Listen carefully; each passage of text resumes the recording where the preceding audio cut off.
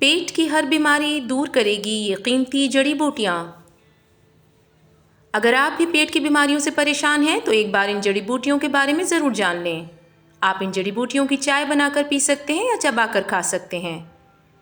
इलायची मैदे से मुतालिक मसाइल जैसे पेट फूलना, बदहज़मी और पेट में दर्द से निजात देती है। अगर आप खाली पेट सौंफ खाते हैं तो आपके पेट की चर्बी कम हो सकती है।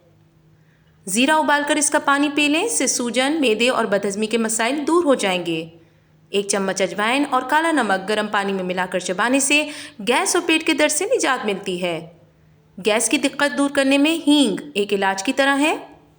सौंफ के बीज बेहतरीन माउथ फ्रेशनर हैं और हर खाने के बाद सौंफ के बीज खाना बेहतरीन होता है।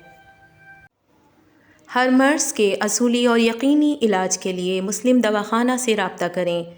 मुस्लिम दवाखाना 03455926 492।